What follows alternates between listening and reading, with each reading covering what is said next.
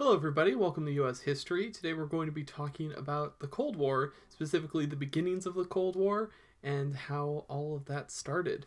Origins of the Cold War is today's video lesson. So we're going to be talking about right after the aftermath of World War II and kind of the entire world order that ends up really taking root after that event. So what happened and how did the Cold War really start? Well, let's talk about the two biggest players in this story, who are going to be Russia, also known as the USSR at this time, or the Soviet Union, as they were between 1917 and 1991. So I might use those terms interchangeably, just like I would say US and United States. So the Russian Revolution in 1917, remember that the US supported the anti-communist resistance, so already there's some tension between the two countries.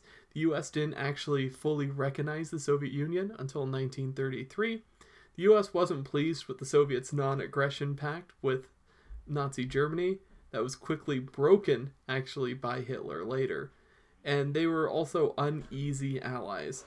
Stalin was mad that the Allies didn't invade Germany immediately in 1942, while the Russians barely hold on.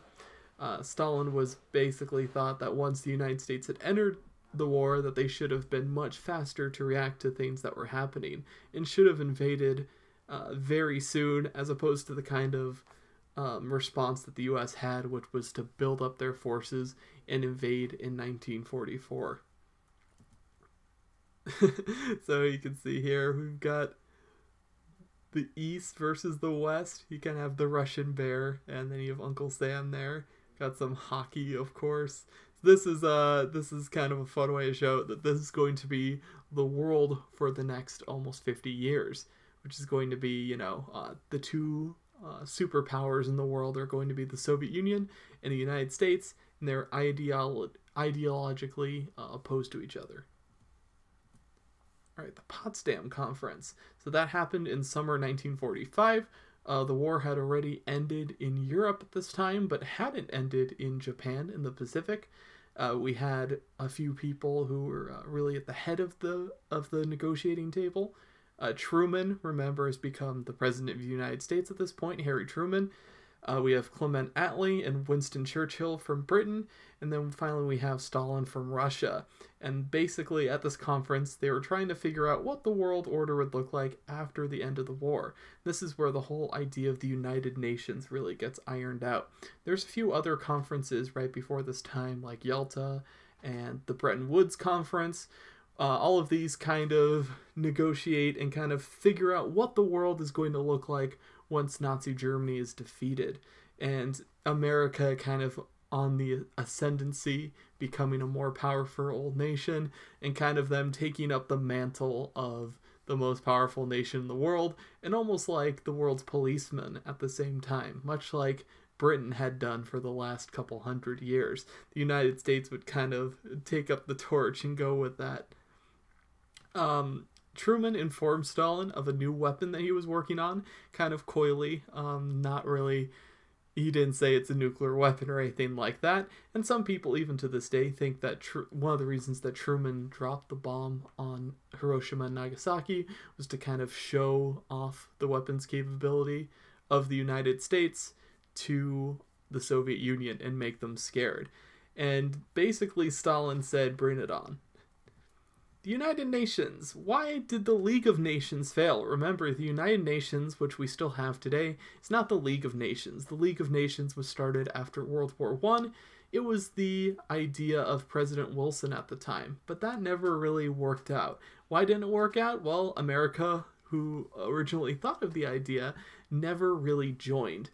And there were no real alliances in the League of Nations to make it so if one went to war, then the others would join up. No one really took it all that seriously. However, people take the United Nations much more seriously. Congress actually supported the United Nations from the beginning. 50 nations met in San Francisco and basically created a charter that we would create a building in New York City that every nation that wanted to be a part of it had to settle differences peacefully. It was to promote international justice and take collective measures to end those wars that would break out. So basically, it was the big idea is that let's come together and let's stop wars before they happen. Let's make sure nothing like World War I or World War II ever happens again. And there's 5 permanent members of the United Nations, and they're really the ones who are the winners of World War II. It's the US, the United Kingdom, France, China, and Russia. Interestingly enough, 2 of these countries, China and Russia, would later become communist countries.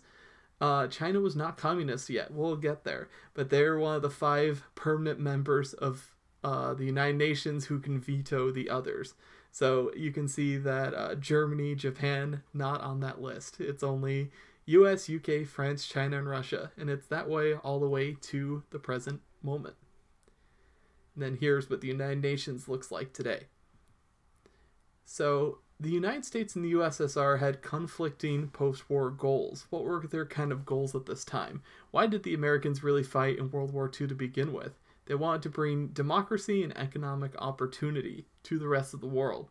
And what happened to Russia during World War II? Well, they got invaded, of course, by the Nazis. And they really wanted to rebuild their country because they had suffered so many terrible losses, and they wanted to protect their own interests.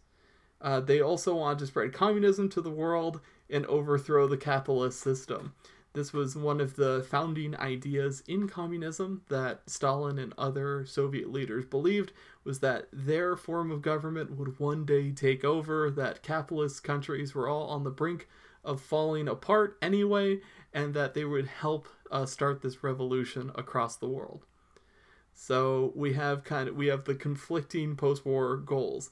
United States is all about free market capitalism, and the Soviet Union is all about communism and organized economies. So they're coming to a head here right after the end of the war. So the Soviets tightened their hold. These were all the countries that were invaded during the Nazi invasion. Of course, these countries were actually a part of Nazi Germany for a bit, and when the Nazis invaded into the Soviet Union itself, these were the areas that were hardest hit by that occupation. Places like Poland, Albania, Bulgaria, Czechoslovakia, Hungary, Romania, and East Germany, which is right here. These were all satellite states, so none of these were directly ruled by the Soviet Union, but they were all very much tied together, and they did take orders from the Kremlin, which is the main building where the Soviet Union had their place of power. And then these two, Finland and Yugoslavia, stayed a little bit separate. So they weren't 100% controlled by the Kremlin, but they were pretty closely allied. However, these countries in red here were more or less basically part of the Soviet Union, in, name only. The Iron Curtain, what was that? So it comes from a famous speech by Winston Churchill, where he says that this line here, as you can see on the map, between the communist countries on this side and kind of the capitalist democracies over here, that they had been split in half, and that this was now like this border was like an Iron Curtain. So separating the Soviet Union and the West. It was a barrier to understanding and the exchange of information created by ideological, political, and military hostility. So there's a lot of hostility between these two systems and these two kinds of forms of government, and it created what is known as the Cold War, where basically these countries, the United States and the Soviet Union, weren't actually at war in a traditional sense, but had kind of these proxy wars all across the world between the communist system and the capitalist system. So we're going to end it with the Truman Doctrine. So really, what was this? It was the idea of containment. We wanted to stop the USSR from spreading communism to other countries. And the United States will become the world leader representing free market capitalism, democracy, and freedom of religion. So this is basically Truman kind of wanting the United States to set a step up and kind of accept its role as a superpower and kind of become the world's policeman, become like the champion of free market capitalism against communism, that we would ideologically like oppose communism wherever it showed up in the world. And this is a huge change from what had existed in the past, where the United States tried to keep to itself. It didn't want to have too many foreign entanglements. There was kind of that argument that we talked about at the beginning of the 1900s. And even that is nowhere near kind of the role that the United States is playing under Truman. This is really where the United States changes forever into wanting to expand its influence no matter what. So this is going to represent the biggest change that we've almost had in American history, from, you know, going from an industrial powerhouse and a strong country on our own, kind of separated from a lot of the other bigger nations in the world, to becoming a superpower, to really extend our influence everywhere if we needed to. So this is really a huge change in American history, and it's going to influence everything that we're going to talk about for the rest of the year. That the United States has totally accepted its position as a huge world power, and that it feels, you know, like it has the ability, and it has, you know, almost like the mandate to go in and stop communism from spreading. So that's going to be the big thing that we're going to be talking about, and I hope you join me then when we discuss it even more. Thanks, everyone.